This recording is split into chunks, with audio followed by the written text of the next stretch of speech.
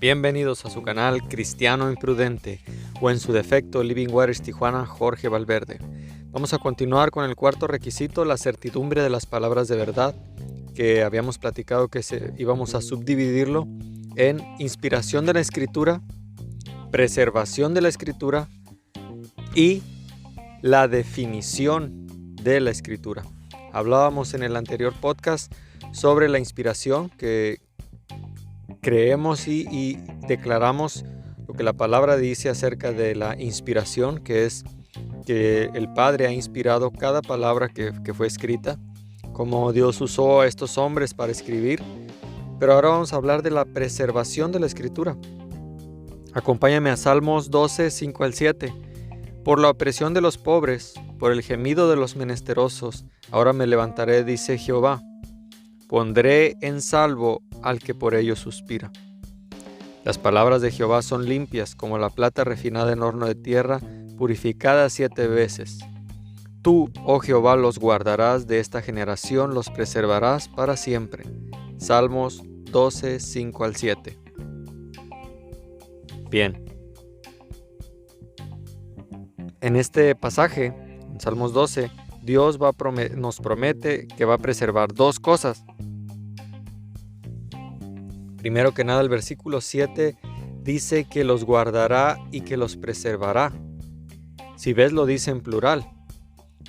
¿A qué se refiere cuando dice los preservará? Cuando usa el pronombre los. Bueno, en primer lugar, si te detienes en el pasaje, se refiere a la gente de Dios. Dice que los preservará para siempre. Y menesterosos. A los pobres y menesterosos, dice en el versículo 5. Pero en segundo lugar también se refiere a las palabras de Dios. Dice, las palabras de Jehová son palabras limpias.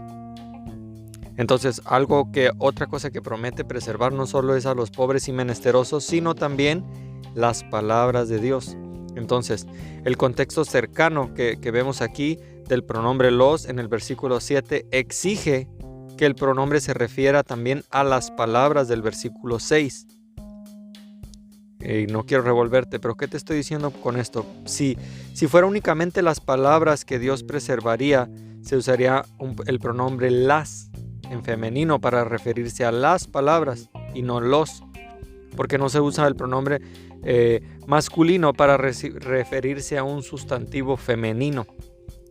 Tal vez estás diciendo, bueno, ya dejé las clases de español, yo ya no quiero saber esto de pronombres, pero es importante saber, si ya hablamos que cada palabra, cada tilde, cada coma, en hebreo no existían las comas, pero cada palabra Dios la inspiró, ya lo vimos en el podcast pasado. Tenemos que incluir aquí los pobres y menesterosos del versículo 5 en la preservación divina también. Entonces, porque los pronombres masculinos el pronombre masculino, los, se puede referir al conjunto femenino y masculino, ¿no? Hay alguien que está con lo del lenguaje inclusivo, tal vez le está explotando la cabeza en estos momentos, decir, nosotres, no. En el español, los pronombres, el pronombre masculino los incluye a femenino y masculino, así es que engloba a los dos, a los pobres y menesterosos y a las palabras de verdad que hablamos. Entonces, Dios preservaría a su pueblo, lo vemos en el versículo 5, y también preservaría sus palabras, lo vemos en el versículo 6. Los preservará, entonces a los dos, tanto las palabras como a los pobres, al pueblo de Dios en este contexto. ¿A dónde queremos llegar con esta revoltura o estos pronombres, no? Lo importante que queremos rescatar de esta sección para nuestro estudio bíblico es que Dios prometió preservar sus palabras para siempre. ¡Qué glorioso! Fíjate muy bien lo que la Biblia dice en el Salmo 12, 6. No dice palabra como si fuera un solo mensaje general que Dios preservaría. Más bien dice palabras en plural, porque la promesa divina en el Salmo 12:6 trata de cada palabra individual de la Escritura. Imagínate, cada palabra Dios quiso que estuviera ahí. Como por ejemplo en muchas secciones, ¿no? Donde pudiera parecer redundante donde, por ejemplo, Jesús dice, el sembrador salió a sembrar. Y tú dices, el sembrador salió a sembrar, pues ¿a qué más sale un sembrador? No está de más eso de decir el sembrador salió a sembrar. No, cada palabra fue divinamente escogida por Dios. Entonces, debemos entender esto. Cristo Jesús durante su primera venida dijo lo mismo acerca de la certeza de las palabras de la Escritura. Nota el siguiente versículo que vamos a revisar ahorita, ¿no? Porque el Señor va a usar las palabras y no la palabra. Mateo 24:35. Checa, el cielo y la tierra pasarán, pero mis palabras, en plural, no pasarán. Porque cuando dices mi palabra, pudiera referirse a un discurso, ¿no? Pero no, ve lo que Jesús dice acerca de lo que sucedería. El cielo y la tierra pasarán, pero mis palabras, en plural, no. Entonces, las palabras individuales de Dios no pasarán.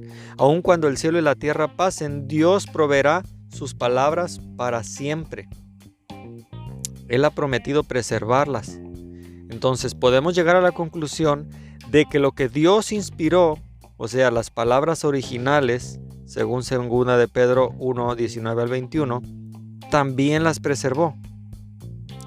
Y aquí es donde hay que preguntarnos, ¿no? Porque a veces dicen, pues que yo no tengo los originales, Dios preservó los originales, pero ya ahorita las copias que tenemos de copias de traducciones, pues tienen errores y no podemos confiar porque ya no es la palabra. No. A ver, honestamente, ¿qué sentido tiene la inspiración sin la preservación? O sea, Dios inspiró los originales y pues ahí están y ya se perdieron, ya nadie tiene los originales y pues qué bonito, es verdad, sí fueron inspirados, pero Dios no pudo preservar hasta el día de hoy su palabra, solo en los originales. Y como ya no los tenemos, pues ya no hay inspiración de la Escritura. Bueno, inspiración sin preservación, estimado oyente, no tiene sentido. ¿Para qué inspirar las palabras de la Escritura y no preservarlas después? La Biblia dice que Dios inspiró sus palabras y después de eso dice que las preservó. La pregunta ahora es, ¿en dónde? ¿Dónde están esas palabras que Dios preservó sobrenaturalmente? Las palabras de Dios forman lo que hoy se llama la Escritura. Y aquí hay bastantes estudios que, me extendería miles de podcasts tan solo para explicar la certeza, los estudios que hay, los rollos del Mar Muerto, la evidencia bíblica, la evidencia histórica, la evidencia de toda la investigación que ha existido de cosas que han encontrado, de rollos, de copias, donde tú puedes confiar y decir, wow, es verdad, Dios ha preservado la Escritura. Las palabras de Dios entonces forman lo que se llama la Escritura. Muy a menudo nos referimos a la Escritura como a la Biblia. Entonces, es muy importante entender la definición bíblica de la Escritura. Si es que queremos saber en dónde podemos encontrar las palabras que Dios inspiró en los originales y preservó a través de los siglos. Imagínate Dios inspirando sobrenaturalmente, pero sin la posibilidad de preservar hasta el día de hoy lo que Dios quiso decirnos. No tendría ningún sentido. Entonces, con esto vemos apenas el segundo subpunto del punto 4, requisito, certidumbre de las palabras. Ya hablamos de la inspiración, ya vimos por qué y qué es cuando decimos que la palabra fue inspirada. Ahora hemos visto la preservación de la Escritura. Dios ha preservado la Escritura. Entonces, creemos que Dios Dios tiene el poder, de preservar hasta el día de hoy las Escrituras, como Él lo prometió, que preservaría a su pueblo, pero también que preservaría sus palabras. Confiamos en la palabra de Dios. Quédate conmigo en este estudio. En la siguiente sección veremos la definición de la Escritura, cómo se ha definido y qué es la definición de la Escritura. Dios te bendiga, cristiano imprudente. Acompáñame en estos estudios y por favor comparte.